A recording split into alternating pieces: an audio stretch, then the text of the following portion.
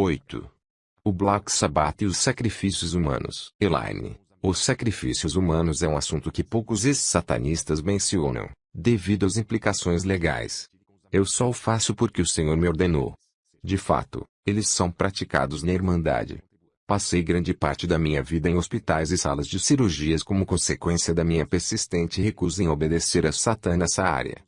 Terminantemente eu me recusava a participar dos sacrifícios humanos. Rapidamente atingi uma posição, graças ao meu rápido crescimento no poder, em que poderia determinar o que fazer e o que não fazer, isso no que diz respeito aos humanos. Sendo a mais poderosa, os outros não podiam tocar-me.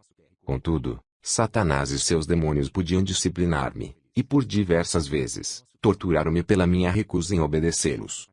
Tive câncer 4 vezes tendo que ser operado e sofrer todos os horrores da quimioterapia. Foi o próprio Satanás, quem colocou os tumores no meu corpo como punição pela minha desobediência.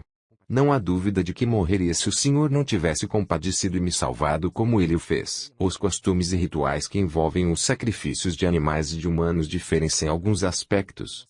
Além disso, nos últimos anos, especialmente na costa ocidental, inúmeros jovens estão sendo envolvidos no satanismo, através do rock and roll, jogos de fantasias ligados ao ocultismo, e naturalmente, através do recrutamento.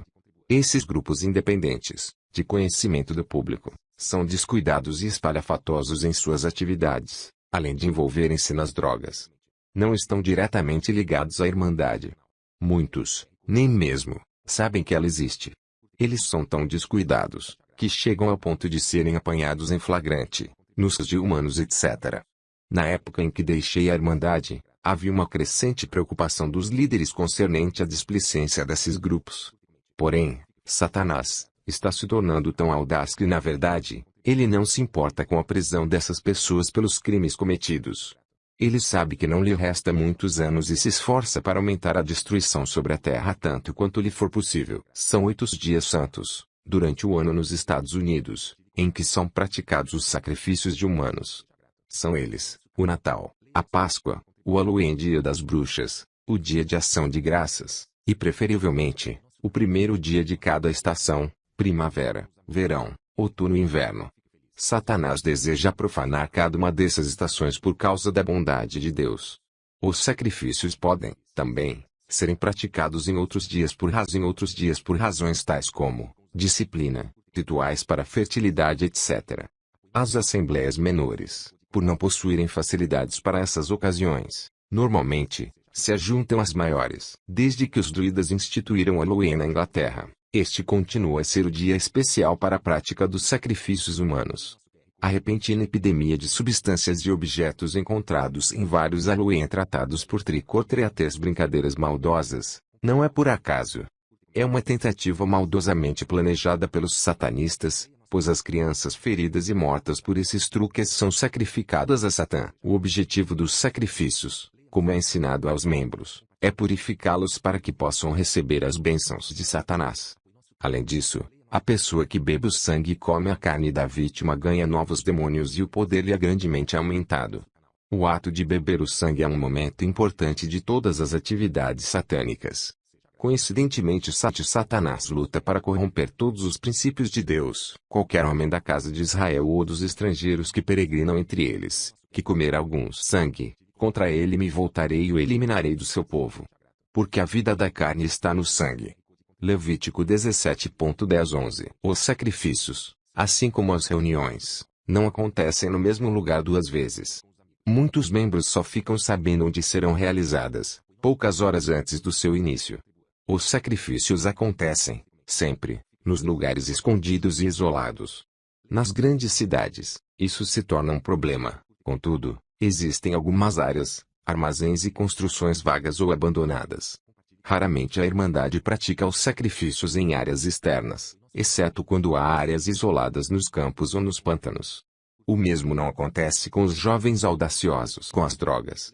Não se preocupam com a segurança aí, por isso, muitos são presos pela polícia ou simplesmente exterminados para evitar problemas futuros e inúmeros são considerados loucos.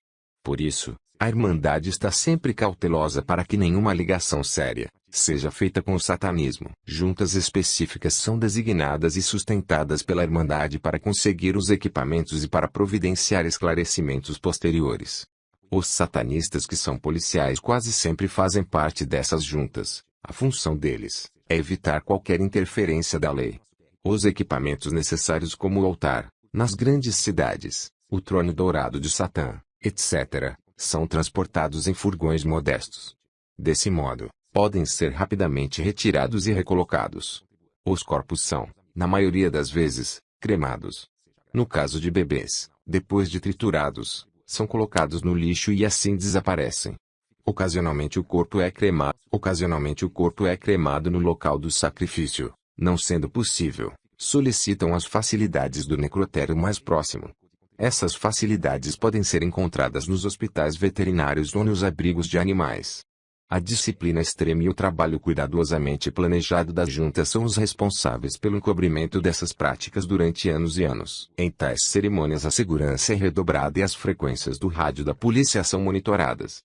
Quem quer que seja que presencie tal ritual de sacrifício humano e tenta sair da seita pode pagar com a própria vida. A única maneira de libertar-se é pelo poder de Jesus Cristo e mesmo assim não é fácil.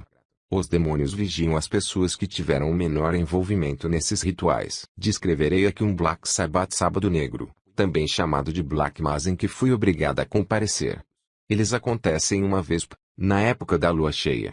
Na época, não era ainda uma sacerdotisa superior, mas literalmente cativa. A maioria das competições que presenciei na Califórnia começaram um pouco antes da Páscoa e culminava com o sábado da mesma. Independentemente do preço, sempre procurava um jeito de sair antes do início da cerimônia. Satã observava e, por isso, eu pagava caro pela rebelião, mas não me importava. Era bastante jovem na ocasião do horrendo fim de semana, na verdade, uma criança. Mas as recordações ainda me abalam. Fui informada pela sacerdotisa superior, em menos de um ano na seita, que aconteceria uma cerimônia importantíssima e que eu era uma privilegiada por ter sido convidada. Deixou claro também que eu não teria escolha e que deveria ir, apenas os que são convidados comparecem. E não há outra saída a não ser participar. Poucos são os que se atrevem a inventar a ira de Satanás não atendendo ao convite. E como consequência podem tornar-se o sacrifício do próximo Black Mass. Não era permitido ir sozinha, mas na companhia da minha mestra sacerdotisa superior, e muitas outras bruxas. A reunião aconteceu em um celeiro enorme e isolado que foi reformado de forma rudimentar para o momento. Acredito que o número dos que estavam presentes chegasse a 2.000 pessoas, sendo que a maioria já havia usado drogas antes da chegada, e a todos fora dado doses de bebidas alcoólicas contendo narcóticos. Eu sempre me recusara a tomá-las porque sabia dos danos que causariam à minha mente. Eram muitas as que cobiçavam a minha posição de estar sendo treinada para ser uma sacerdotisa superior. Os membros de nível mais alto nunca compartilham de bebidas com drogas e menosprezam aqueles que o fazem. Naquela noite, não tinha a menor ideia do que estava para acontecer quando entrei acompanhada no celeiro.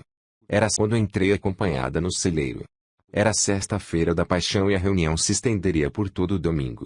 Observei que no fim do celeiro, havia uma plataforma atravessada e por cima dela, um trono feito de ouro puro para Satanás. Era óbvio de que seria uma cerimônia especial e ele estaria presente de modo pessoal. Aprenderia, mais tarde, que ele exige a hora exata do sacrifício, e a absoluta coordenação entre todas as assembleias pelo país, porque só pode comparecer um lugar de cada vez. A cronometragem deve ser precisa para que ele possa estar em todos os rituais. Ele não é onipresente como Deus. A multidão ficou em absoluto silêncio quando a sacerdotisa superior e o sacerdote superior subiram na plataforma. Podia-se ouvir o barulho de um alfinete cair ao chão. Era um silêncio de temor. Cada um deles temia ser o provável escolhido para o sacrifício, e naquele instante, Satã não transmitia mais glória e nem honra a ninguém. Ouviu-se um sussurro de alívio entre todos quando, na porta lateral, surgiu a vítima gritando e esperneando ao ser arrastada para a plataforma. Na Páscoa, o sacrifício principal é sempre um homem e, ocasionalmente, e de forma adicional, mulheres, crianças e animais também são sacrificados. No entanto, o momento máximo da cerimônia é o sacrifício masculino. Em geral, poucos dias antes do ritual, um transeunte qualquer é capturado e cuidadosamente guardado até o dia da celebração. aos olhos de Satanás e da multidão, ele se torna Jesus. Desse modo, a suposta vitória de Satanás sobre Jesus na cruz é celebrada. Assisti, horrorizada, quando uma coroa de espinhos enormes e longos foi enterrada sobre a cabeça do jovem. Os espinhos chegaram ao ponto de perfurar-lhe o crânio. A seguir, despiram-no e o açoitaram com ferros e atiçadores em brasa, e finalmente, pregaram-lhe uma cruz de madeira que foi levantada e colocada no buraco ao chão em frente ao meio da plataforma. Nunca esquecerei o mau cheiro da carne queimada e castigada, os berros da vítima, a visível agonia e as súplicas por misericórdia. A multidão rugia igual a um bando de animais selvagens. No meio dela, podia-se ouvir também as vozes de muitos demônios. Eles aplaudiam e escarneciam à medida em que a cruz era colocada no lugar. Satanás já aparecera e assentado no trono, inclinava a cabeça em sinal de aprovação. O sacerdote superior urinou sobre a vítima e os membros da congregação atiravam fezes nele enquanto todos davam vivas à falsa vitória de Satã, e inclinavam-se para adorá-lo. Ele estava na forma de sempre, vestido de branco, contudo, os olhos cintilavam vermelhos como uma chama e mexia com a cabeça para frente e para trás soltando uivos e uma horrenda e estridente gargalhada enquanto o sacerdote superior enterrava o ferro na cabeça do homem, matando-o ao cravá-lo na cruz. A multidão em louca vitória declaravam toda vitória, poder e honra ao pai deles, Satanás, que logo desapareceu para participar de outro sacrifício do Black Sabbath em outro lugar. Depois de sua partida a reunião tornou-se uma orgia sexual, humano com humano, demônio com humano e toda a espécie de perversão sexual inimaginável foi praticada. O sangue da vítima foi retirado e bebido pelo sacerdote superior e pela sacerdotisa superior. Depois, foi passado para a multidão e muitos chegaram a abusar do cadáver. O corpo foi separado da cabeça e triturado, depois misturado com drogas e outras substâncias. Todos queriam mais poder e por isso comeram da mistura. No terceiro dia, já não estando mais dopados, voltavam para suas casas de 2 em 2 e de 3 em 3. Eles ainda proclamavam que tinham vencido, mais uma vez, juntamente com Satã, o inimigo Jesus Cristo. Que chacotas são os Black Sabbaths? Satanás sabe que são chacotas. O ritual é um suposto símbolo da morte de Cristo. Satã proclama que Jesus Cristo foi o último sacrifício para ele que venceu matando na cruz. Como é mentiroso!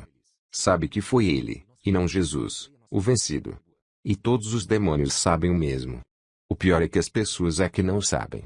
Considero-me uma felizarda porque descobri que tudo isso é mentira, uma mentira descarada. Digo a você, leitor, você que é um satanista, você que ainda não deixou que Jesus seja seu Senhor e Mestre. Digo a você, que Satanás não foi vitorioso na cruz. A palavra de Deus assim resume, e, despojando os principados e as potestades, publicamente os expôs ao desprezo, triunfando deles na cruz, está se referindo à morte de Jesus na cruz. Colossenses 2:15. Jesus está vivo. Satanás não tem qualquer direito sobre nós. Podemos ficar livres da escravidão dele e tudo o que precisamos fazer é pedir que o Jesus nos liberte.